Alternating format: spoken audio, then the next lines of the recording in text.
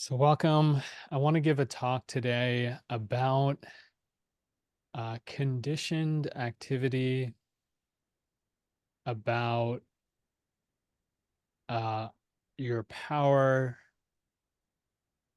your powerlessness at times. And I'll just try and dive in. Um, there's a great Sri Lankan monk who some of you know, Bhante Dhammajiva, who talks about this idea of claiming responsibility. As he puts it, we should never claim anything we do as something that we're doing. It's difficult to kind of explain.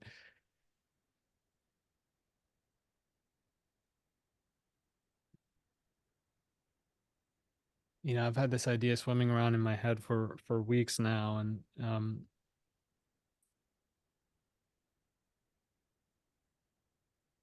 so the Buddha taught that sort of the phenomena of the world, all things are conditioned, meaning that they have a cause. They arise and they fall. They arise according to causal conditions.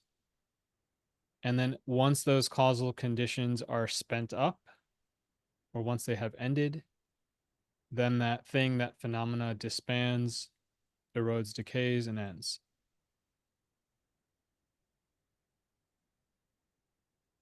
Right? So we can understand this. Like, for example, weather. In order for, if we take rain as phenomena, there are causal conditions that arise. Uh, if I remember my elementary school lessons, I remember this, but something about evaporation, right? And then the clouds get full and heavy, and then the rain falls. Once those clouds have kind of spent up their water, their moisture, the rain ends. And the idea here is that everything in the world is like this, that everything has a web of conditions that come together that form the appearance of a particular phenomenon, including a thought, a mood, a feeling, illness, health, wealth, children, everything. Everything in our entire experience is conditioned.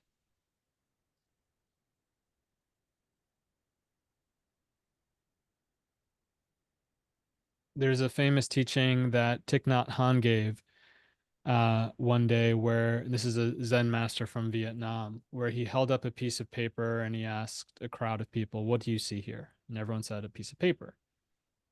He said something to the tune of, "I see the world. I see, um, a seed. I see the earth nourishing the seed. I see a tree. I see the people who cut down the tree, the people who process the tree into the paper." Right? So he was kind of pointing to how that appearance of a paper, this phenomena of this piece of paper, was actually uh, a result of a web of conditions, many, many, many conditions that came together that allowed for that piece of paper. Now, the same is true of most things. And I encourage you to investigate this.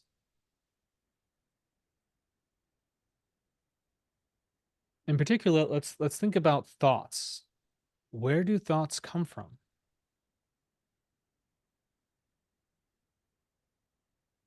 When you sit and meditate and you're trying to, let's say, focus on the breath or the body, and then all these thoughts start coming, where do they come from?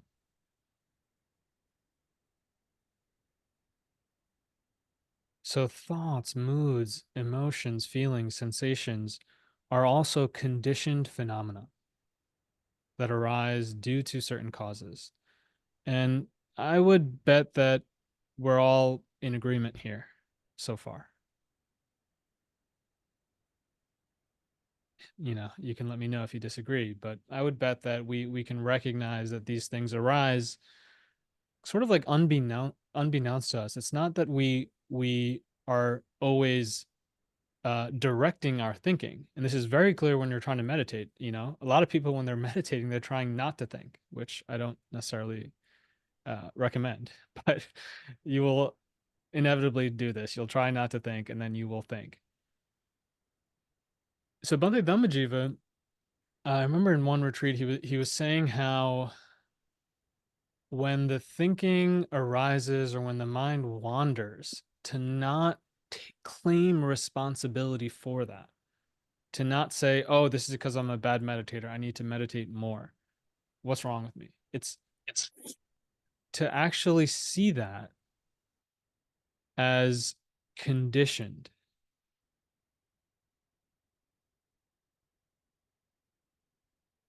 Now, when we say that it's conditioned, we're also saying that it is empty of a self. This is very important.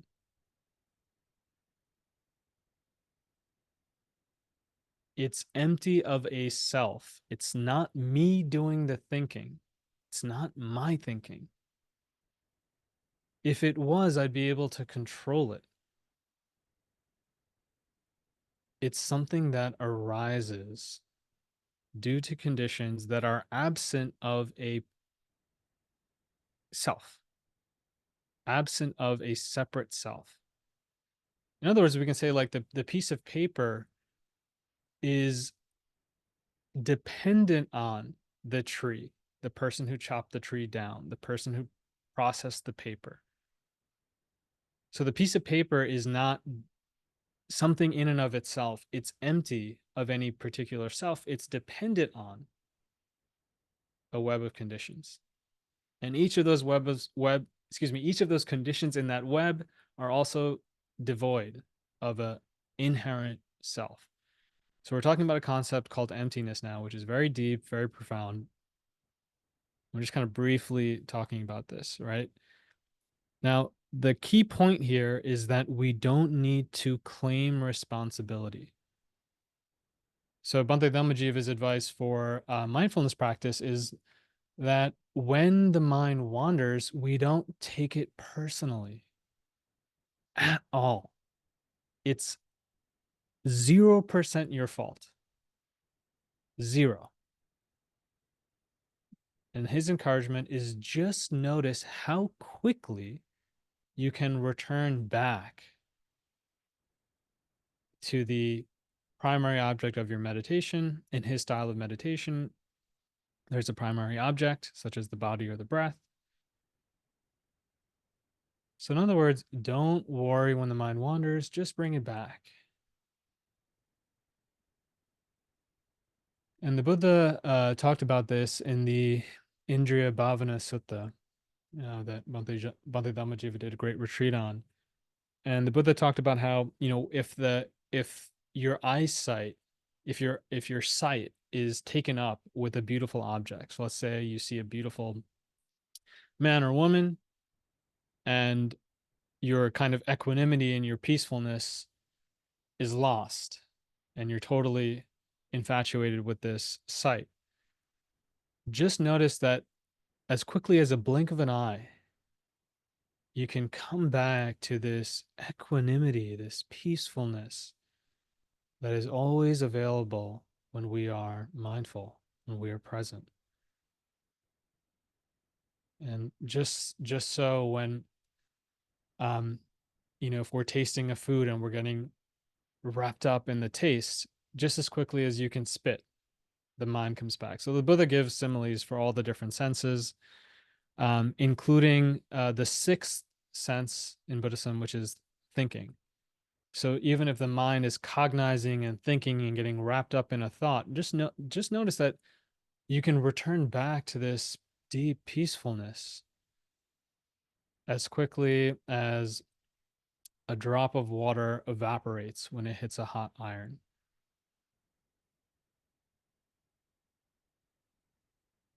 So to put this in another way, there's a great Tibetan teacher, Zongzar Khyentse Rinpoche, who was once asked about uh,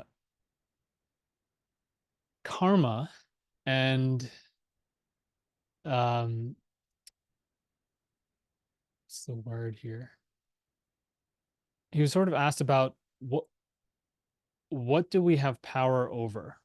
Like, are we just being pushed through life based on karma? Do we have a say in any of it? And he kind of said that it's very complicated. Karma is extremely complicated. And he said you know, my understanding is that he sort of implied that almost everything that we do is conditioned. And as I reflect on this, I see the truth in this personally, and it's up to you to question this. But if you think about how you react to situations in life, it's so much is due to conditions that we have had no say over. For example, who your parents were, how they raised you, what culture you grew up in, what country you grew up in, your gender, your interests, your, you know, what religion you were born into. There's so many things that make up what we think of as ourselves that we have had absolutely no say in, right? So to give you an example, I'm Sri Lankan. I didn't choose to be Sri Lankan. I was just born as a Sri Lankan. When I see Sri Lankan curries, I immediately recognize them as delicious.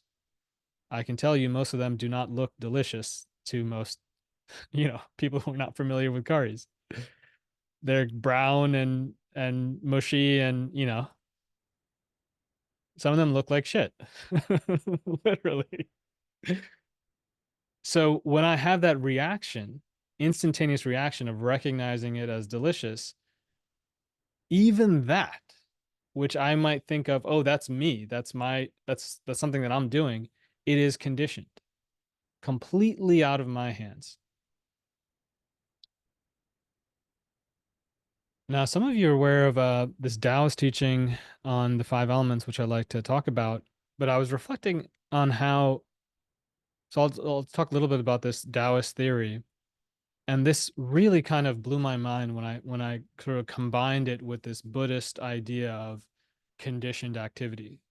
So this is a very ancient esoteric teaching that talks about these five elements: wood, earth, water, metal, and fire. And essentially, there's this idea that each of us has all these five elements in a particular order. And our primary element dictates a lot of our strengths, our weaknesses, our characteristics. So, for example, the wood element is very much, it's like the dreamer element. It's all about growth and progress. It's symbolized by a budding plant that shoots up through the ground. If you think about a little seed and a tiny sprout shoots up through the ground. So it's this idea of growth and progress, and it becomes a tree, right? And the earth element is about nurturing, giving. So sometimes, so someone who has the wood element first has a particular goal or vision, and so they can become very impatient when they're not growing, when they're not getting to where they want to get to. Someone with the earth element, if they see someone in need, they're very likely to want to help them, to nourish them. Whereas the wood element would have a different kind of motivation or way of approaching that person in need. Now, I have seen this teaching on the five elements to be very powerful, very true in my own personal experience. And as I think about it, I haven't chosen my element. So whether you not you believe in this or know about this, if you think about your characteristics, your inclinations, have you really chosen them? So they say the wood element wants to be great, the fire element wants to be loved, metal wants to be respected, water wants intensity, they want great experiences. Earth wants to be understood. And we all have all five of these. So there are times where you might feel that you want to be loved or you want to be respected or whatever it is. And based on that want, you'll act a certain way. But when we take a step back, you might realize that you didn't choose this makeup that you have.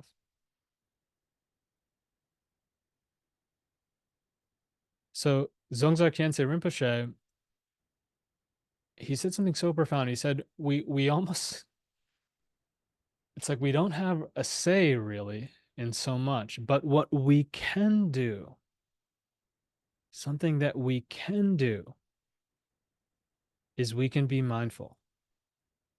We can be aware of the here and now. I wonder if you can feel how profound this is. To put it another way, it's as if our lives are being propelled forward due to a web of conditions that we have no say over, including our very personalities, are the way we react to things. It's just happening. And we try to claim responsibility. We take it personally when things don't go well, when we're being overreactive, when we're being anxious. We take that personally. And then when things go really well, we also try and take that personally. But if you look closely, you might find that we're just kind of being pushed along like a leaf in a flood, just being moved and compelled. Another way to think about this is through the idea of papancha, which is this ancient Pali word for mental complication or mental proliferation. It's I always use a simile of the forest coming from a seed. So mental proliferation is like you have a thought and then you build on that thought. You keep pulling on that string and then it goes to the next thought and the next thought and the next thought and the next thought. We are constantly proliferating.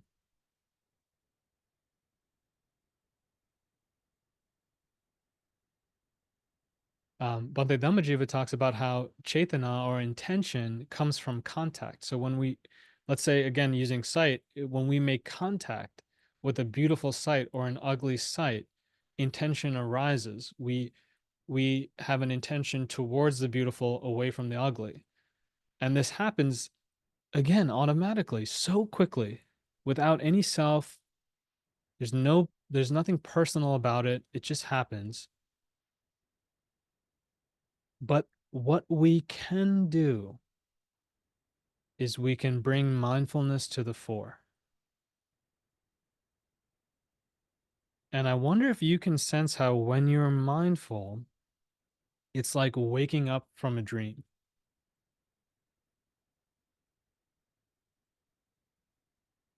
Can you sense that? When you're mindful, it's like waking up from a dream.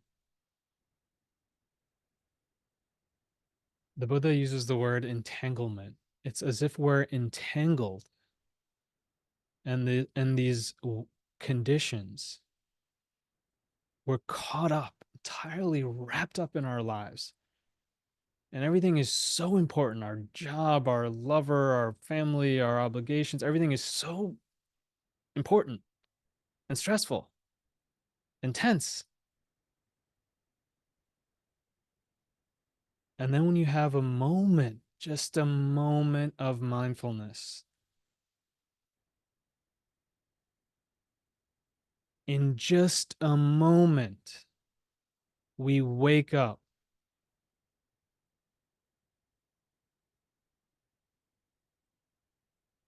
We are liberated, unentangled, free.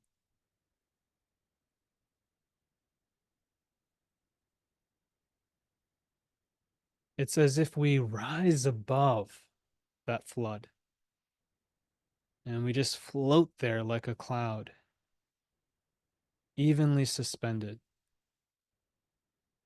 utterly balanced, nowhere constrained, completely weightless. That is your power.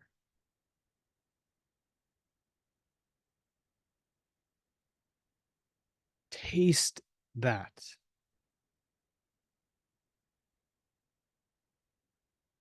The world will deceive you and make you think there's a better taste out there. There is no better taste. That sanity, that weightlessness is the best taste.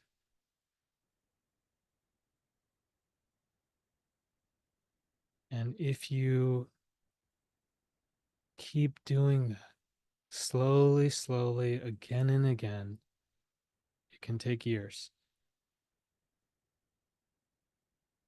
but you will find that you are capable of being mindful. And that effortful mindfulness will slowly, slowly become effortless. So, in closing,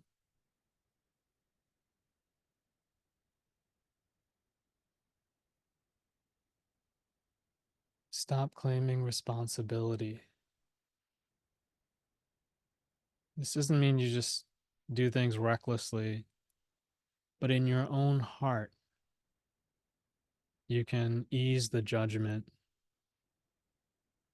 And when things go well as well, you can ease the pridefulness. Just notice how things are conditioned. Bit by bit, keep returning back to the moment. I recommend this awareness spread throughout the whole body. Keep finding yourself in this primordial peace, this sanity. Keep waking up to the way it is here and now. Keep coming back here and now.